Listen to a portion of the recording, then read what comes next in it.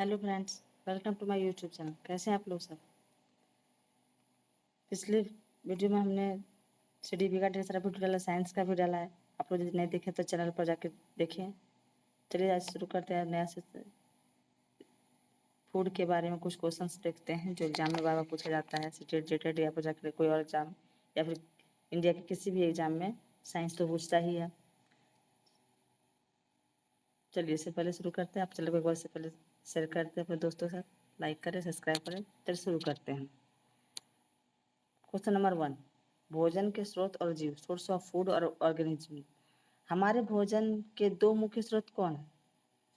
पंतु पौधे और जंतु, प्लांट्स एंड एनिमल्स। केवल पौधों या उनके उत्पादों को खाने वाले जंतु क्या कहलाते हैं? शाकाहारी, हार्बीवोरस। जो जंतु केवल दूसरे जंतुओं का मांस खाते हैं उन्हें क्या कहते हैं? मांसाहारी, कार्निवोरस।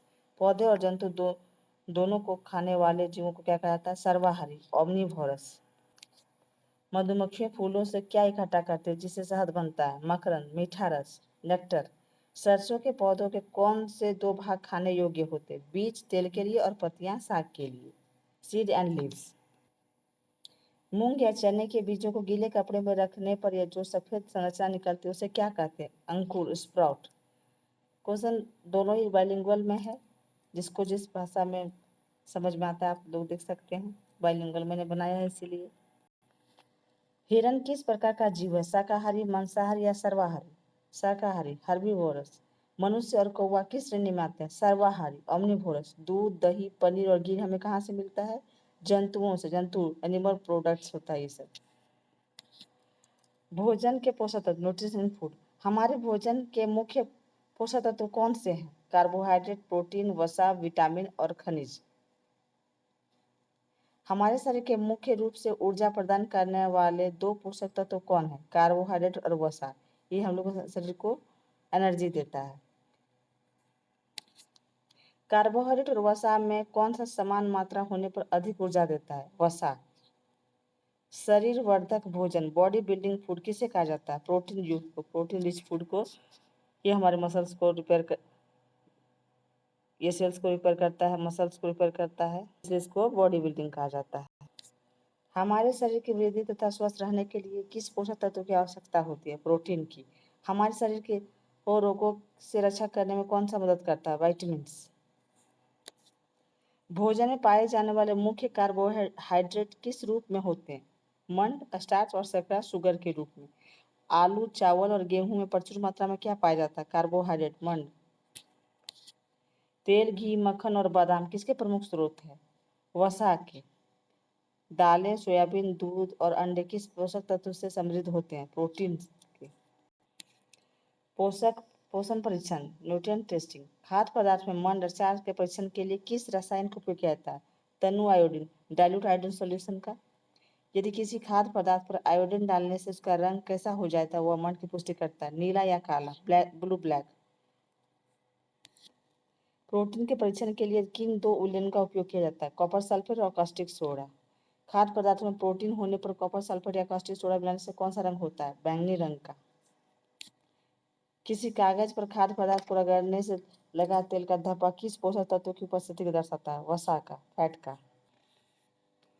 आहारी रेशे और जल, डाइटरी फाइबर्स एंड वाटर। आहारी रेशे को किस नाम से जाना जाता है? रुद्रांश, रफेज। रुद्रांश का मुख्य कार्य क्या है? बिना पचे भोजन को बाहर निकालने में मदद करना और कब्ज रोकना। रुद्रांश के मुख्य स्रोत क्या है? साबुत खाद्यान्न, दाल, आलू, ताजे फल और सब्जियां। हमारे शरीर को पोषक तत्वों को अवशोषित करने में कौन सा घटक मदद करता है? पानी।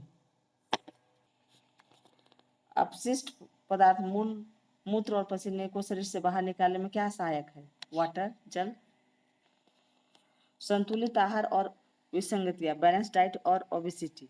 वह आहार जिसमें सभी आवश्यक पोषक तत्व उचित मात्रा के साथ रुद्रांश और जल भी शामिल हो क्या कहलाते हैं? संतुलित आहार, बैलेंस डाइट। भोजन को अत्यधिक पकाने से कौन सा विटामिन आसानी से नष्ट हो जाता है? Vitamin C. भोजन में अत्यधिक वसा युक्त भोजन खाने से कौन सी शारीरिक स्थिति उत्पन्न होती है? मोटापा, ओबेसिटी। चावल और दालों को बार बार धोने से क्या नुकसान होता है? उनमें उपस्थित विटामिन और खनिज लवण नष्ट हो जाते हैं। सब्जियों और फलों को छिलके उतारकर धोने से कौन से पोषक तत्व नष्ट हो जाते हैं? कुछ प्रमुख विटामिन और खनिज। अभावजनीय रोग और vitamin deficiency disease and vitamin. वे रोग जो लंबी अवधि तक पोषक तत्वों के अभाव के कारण होते हैं क्या कहलाता है? अभावजन्य रोग डिफिशियंसी डिजीज। विटामिन ए की कमी से कौन सा रोग या विकार होता है? रोतंदी, छिन्नता दृष्टि, नाइट ब्लाइंडनेस और law of vision. Vitamin B1 की कमी से कौन सा अभावजन्य रोग होता है? बेरी। मसूड़ों से खून आना और घाव भरने में अधिक समय लगना किस विटामिन की कमी के कारण होता है? विटामिन सी, स्कर्वी रोग। विटामिन डी की कमी से होने वाले रोग कौन सा है जिनमें हड्डियां मुलायम होकर मुड़ जाती है? रिकेट्स। कैल्शियम की कमी से शरीर में क्या प्रभाव पड़ता है? अस्थियां और दंत क्षय, कमजोर हड्डियां और दांत का टूटना, bone and tooth decay. Iodine की कमी से गर्दन की ग्रंथि फूल जाना कौन सा रोग कहलाता है? घेंघा रोग या गाइटर। लोहा आयरन की कमी में शरीर में कौन सी बीमारी होती है? इसका मुख्य लक्षण क्या है? अरक्तता, एनीमिया। मुख्य लक्षण कमजोरी। हमारे शरीर को सूर्य की प्रकाश की उपस्थिति में कौन सा विटामिन स्वतः प्राप्त होता है? Vitamin D. खट्टे फलों जैसे संतरा, नींबू, आंवला और प्रचुर मात्रा में कौन सा विटामिन पाया जाता है? Vitamin C. आंखों की रोशनी के लिए सबसे महत्वपूर्ण विटामिन कौन सा है? Vitamin A. दूध में कौन सा खनिज प्रचुर मात्रा में होता है जो हड्डियों को मजबूत बनाता है? कैल्शियम। क्या सभी अवजानीय रोगों की रोकथाम संतुलित आहार लेकर की जा सकती है? हाँ, बिल्कुल। पोषक तत्वों के अलावा हमारे भोजन में क्या होना अनिवार्य है जो शरीर के भार को संतुलित रखता है? रुद्रांश तथा जल, रफेज एंड वाटर। कमजोर पेशियों और काम करने की ऊर्जा में भारी कमी किस बीमारी के प्रमुख लक्षण है? बेरी। ठीक है, आज के इस सेशन में 50 क्वेश्चन हो गए हैं। फूड से हमने 50 क्वेश्चन, फिर साइंस के नेक्स्ट सेशन में हम लोग दूसरे चैप्टर से लेके आएंगे वन लाइनर क्वेश्चन जो एग्जाम में बहुत महत्वपूर्ण है। तब तक के लिए मेरे चैनल को लाइक करें, सब्सक्राइब करें और शेयर करें। मिलते हैं नेक्स्ट वीडियो में। Thank you.